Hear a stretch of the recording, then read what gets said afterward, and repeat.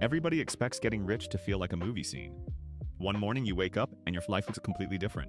Nicer apartment, better car, a bank account that finally makes you feel like you have arrived. Maybe a vacation where you do not check the price of dinner. But the actual early signs of building wealth almost never look like that. They are quieter, almost boring. Your weekends feel normal. Your spending does not change much. A bill shows up and you handle it without spiraling. You say no to something you could have easily bought. Nobody around you notices anything different because nothing looks different. And that is the part that confuses people. They are waiting for the big moment, the visible proof, the lifestyle upgrade that announces to the world that they made it. But wealth does not announce itself, at least not at first. In Japan, there is this concept called iki. It is an old Edo period idea rooted in the merchant class. Rough translation, subdued elegance. The art of having wealth and taste without making it obvious. Not flashy, not loud, not designed to impress strangers. The whole philosophy is that real refinement shows itself through restraint, not through display, and that has always made sense to me. Because the Americans I know who are actually building wealth look nothing like the Americans on social media who are performing wealth. One group is quiet, the other is loud, and only one of them has a growing net worth. In this video, I am going to walk you through 10 signs that you are secretly getting rich, even if your life does not feel like it yet. And if you recognize even 3 or 4 of these in yourself, you may be much further along than you think. My name is Kay. I grew up in Japan, moved to the United States, and have spent most of my adult life trying to figure out why two cultures with access to similar information end up with completely different relationships to money. What I keep finding is that the signs of real progress are almost always invisible. So let me show you what they actually look like. Sign number 1. You say no to things you could technically afford. This is one of the clearest signs of financial maturity, and it is also one of the hardest to explain to other people. Because when you cannot afford something and you say no, that is just math. You do not have the money, so you do not buy the thing. Nobody gives you credit for that. But when you can afford something and you still say no, that is a completely different move. That is discipline dressed up as a decision. Maybe you wanted the new phone. Maybe you looked at a trip your friends were planning. Maybe your car is perfectly fine but a newer model caught your eye. You had the money. You could have swiped the card without any financial consequences, but you paused. And in that pause, you asked yourself a question that Broke Brian never asks. Does this actually move me closer to the life I want? And then you said not right now. That is not deprivation. That is choosing future freedom over present impulse. Smart Sam does this almost reflexively. He sees the thing, he likes the thing, and then he creates a gap between wanting it and buying it. Sometimes he still buys it later. But when he does, it is a decision, not a reaction. It is a purchase that fits inside a plan instead of a purchase that replaces the plan. Every time you say no to something that does not fit your goals, you are quietly saying yes to the version of your life where money works for you, instead of disappearing into lifestyle noise. My mother in Japan would see an American shopping mall and just quietly shake her head. Not because the products were bad, because the entire environment is engineered to close that gap between wanting and buying. The music, the layout, the limited time sales.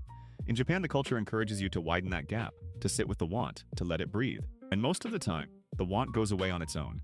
That patience is not a personality trait, it is a wealth-building muscle. And if you are already using it, that is sign number 1. The thing nobody tells you about this habit is that it gets easier over time. The first few times you say no to something you want, it stings. You feel like you are missing out. But after a few months of watching your savings grow because of those decisions, the equation flips. The satisfaction of watching your net worth climb starts to outweigh the temporary pleasure of the purchase. And eventually, the pause becomes automatic. You do not even have to think about it. The question just appears on its own. Do I need this? Or do I just want to feel something right now? That is when you know the muscle is strong. Sign number 2. Your stress has shifted from survival to optimization. This one is subtle and easy to miss because the stress does not disappear. It just changes shape. There was a version of your life, maybe not that long ago, where every financial question felt like a threat. Can I pay rent this month? What if the car breaks down? How am I going to handle that bill?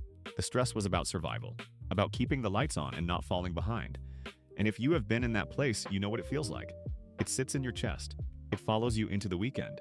It makes every purchase feel like a risk. But at some point, without any big announcement, the questions changed. Instead of can I afford this, you started asking, should I afford this?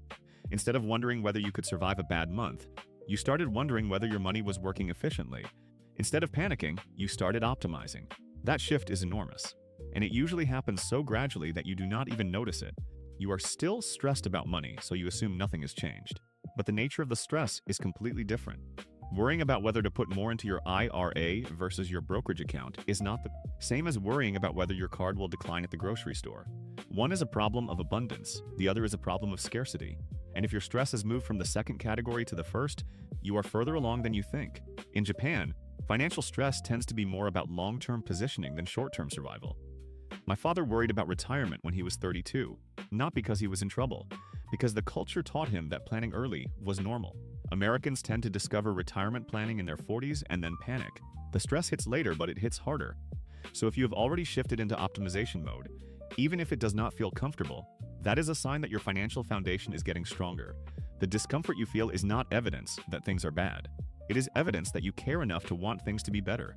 And caring about optimization instead of survival is a luxury that you have earned through the boring work you already did. Sign number 3. A surprise expense does not destroy your month. Life is always going to throw something expensive at you. The car breaks, the dentist finds something, the laptop dies 2 weeks after the warranty expires. That part does not change whether you are broke or building wealth.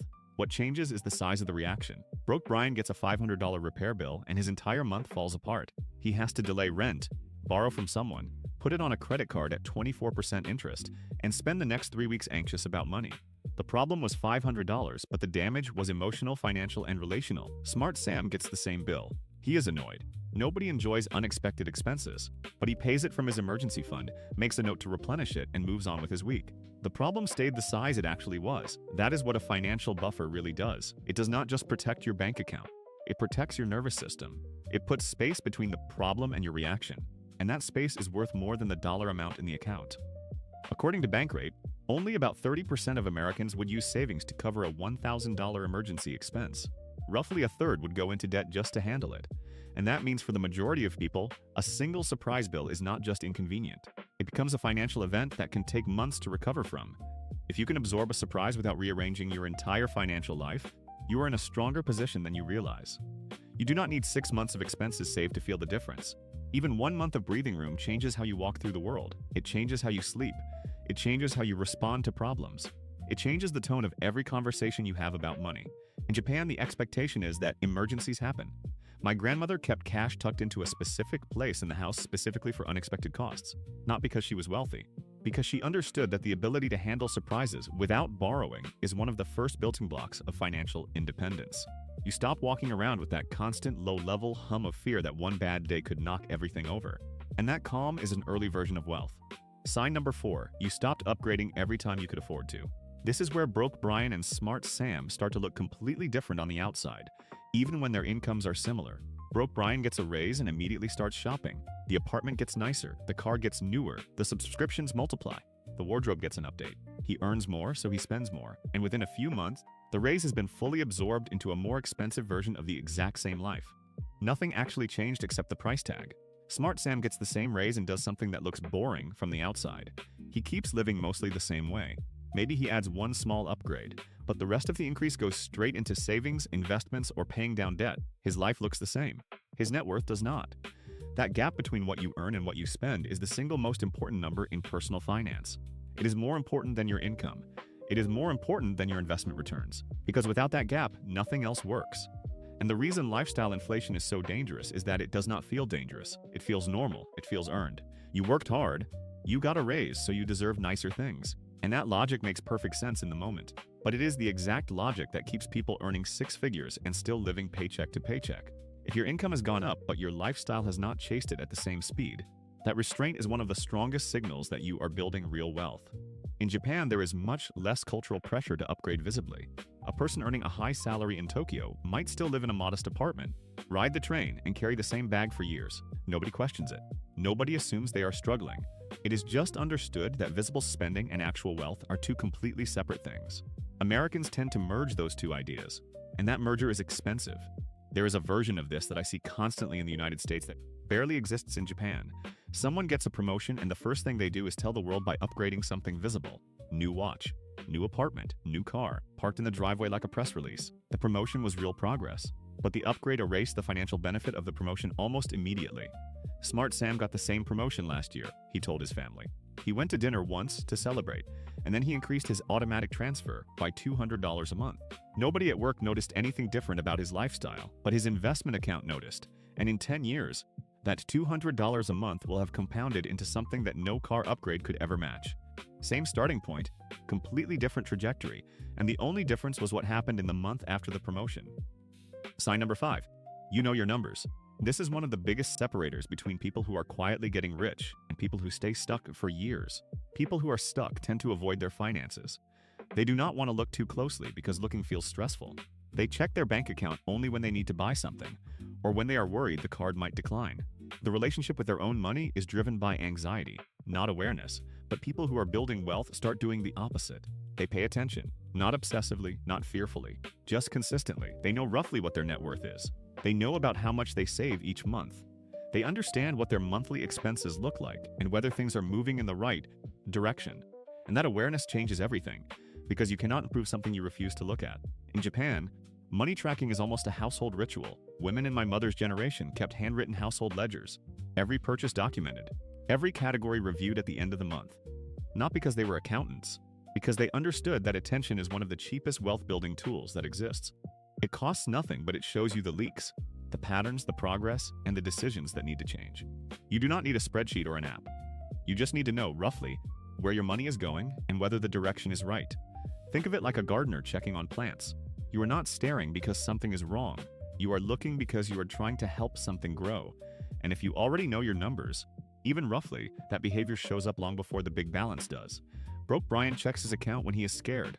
Smart Sam checks his accounts when he is curious. Same action, completely different energy, and over time, that difference in energy produces a completely different financial life. There is also something deeper happening when you start tracking your numbers consistently. You begin to notice patterns that were invisible before. You realize that your grocery spending creeps up every time you shop hungry. You notice that subscription charges have been quietly stacking for months. You see that your income actually did go up this year, but your spending absorbed it before you could feel the difference. These are not insights you get from ignoring your finances. They come from paying attention. And the more you pay attention, the more control you have. Not the anxious kind of control where you are white-knuckling every purchase. The calm kind where you make one adjustment and watch it ripple through your finances for months. That is what knowing your numbers actually gives you.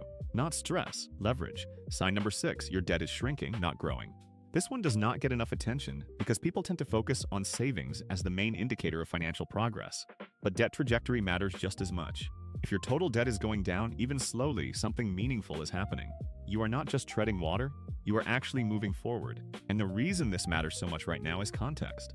Americans collectively owe more than $1 trillion in credit card debt.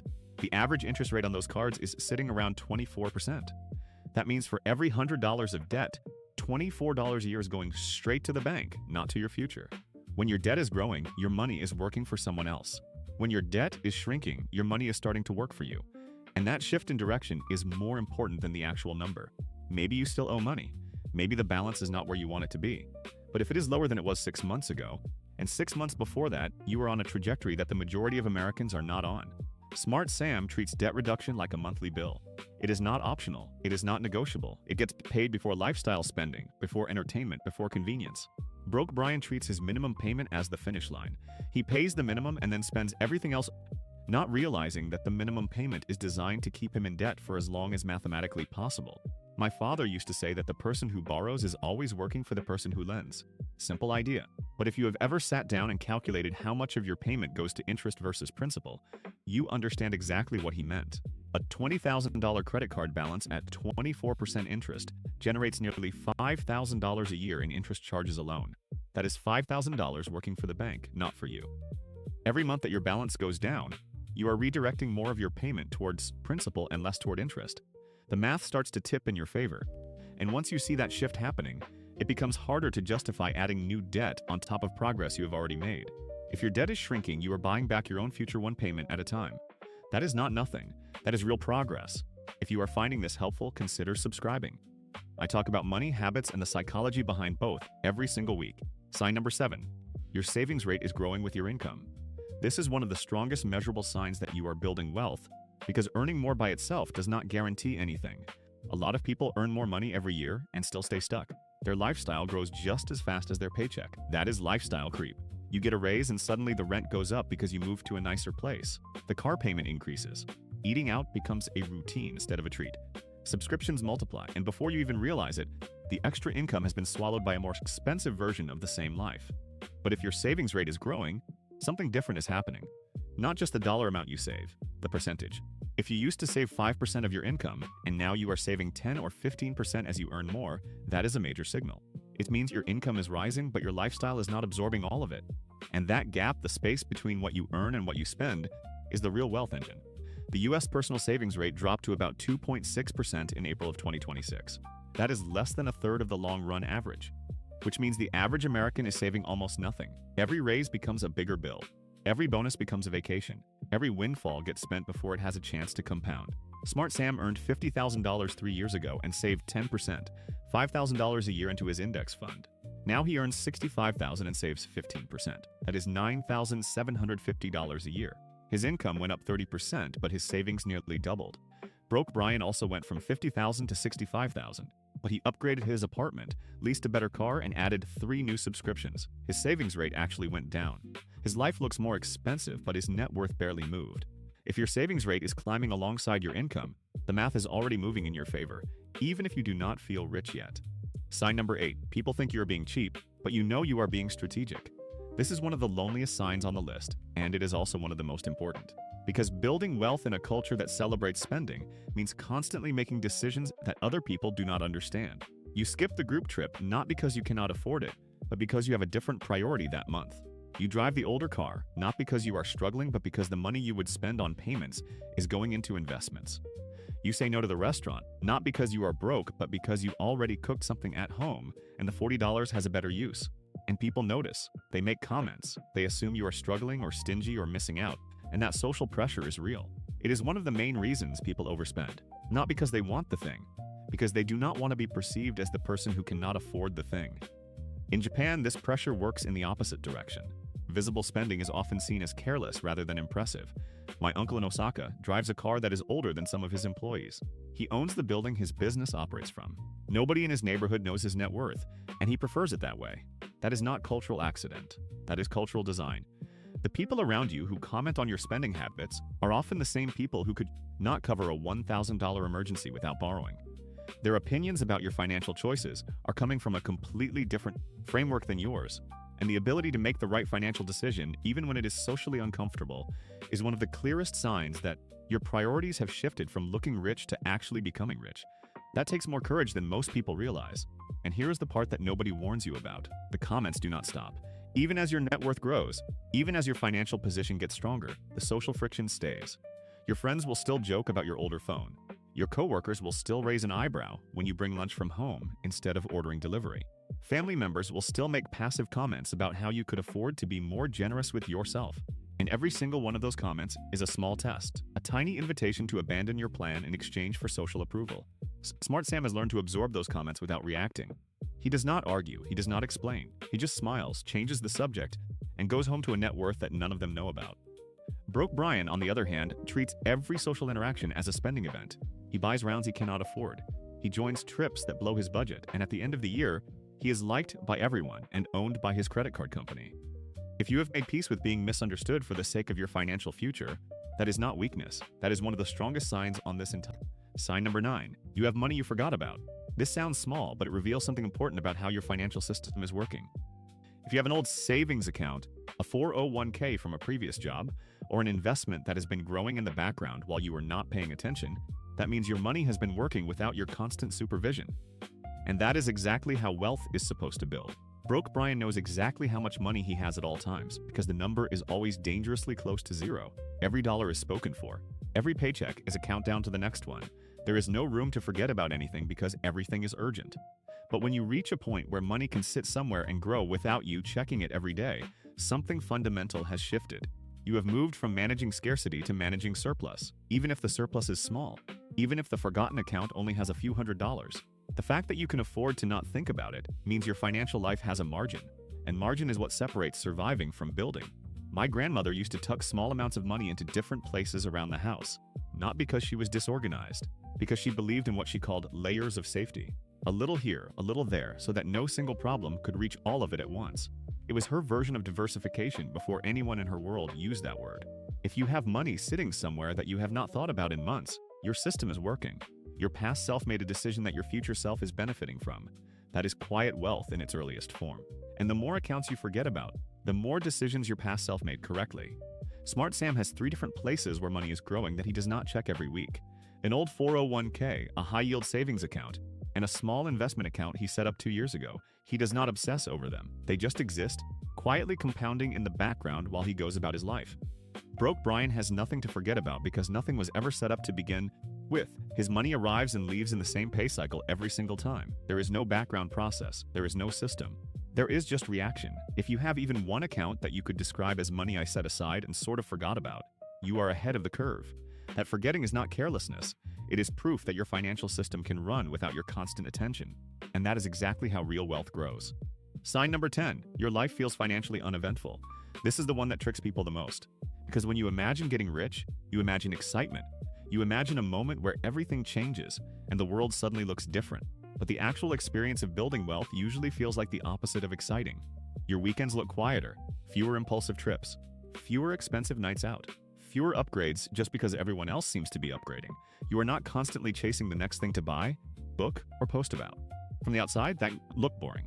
But what is actually happening underneath is that you have stopped creating expensive drama to fill the silence. Your money is moving in the background. Automatic savings, regular investments, bills paid on time. No big emotional moment, no exciting announcement. Just quiet progress happening while your life looks almost normal. And that is exactly what makes it easy to miss your own progress. Financial stability rarely feels dramatic. It usually feels like less chaos, less panic, less pressure to prove something with your wallet. And over time, those boring routines become freedom. Because the life that looks uneventful today is the exact life that gives you options tomorrow. While other people are using money to create excitement, you are using it to create stability. And in Japan, that has always been the goal. Not the flashy lifestyle, not the visible upgrade. Just the quiet confidence that comes from knowing you are covered. My father never talked about money at dinner, not because it was taboo. Because there was nothing to discuss. The system was working. The bills were paid. The savings were growing. And that silence, that financial silence, was the loudest sign that things were going well. If your financial life feels uneventful right now, do not mistake that for lack of progress. That calm might be the most expensive thing you own. Because calm is what lets you make decisions from a position of strength instead of desperation. It is what lets you walk away from a bad deal because you are not dependent on it working out. That kind of quiet financial confidence does not show up on social media. Nobody posts about the month where nothing happened and everything was fine. But that month is the month that proves the system is working. Progress does not come with a notification. There is no alert that says, "Congratulations, you are now building wealth." Wealth building, real wealth building, looks like saying no when everyone else says yes. It looks like checking your numbers without flinching. It looks like absorbing a surprise without borrowing. It looks like watching your debt shrink while your savings grow, all while your life looks completely ordinary from the outside. If you recognized even a few of these signs in yourself, you are probably further along than you think. The feeling might not match the reality. You might still feel behind while your savings rate is climbing. You might still feel ordinary while your emergency fund is quietly protecting you. You might still feel like nothing is happening while your habits are building a completely different future. Trust the math, trust the process, and stop waiting for wealth to feel exciting. Because by the time it looks exciting, it has been building for years.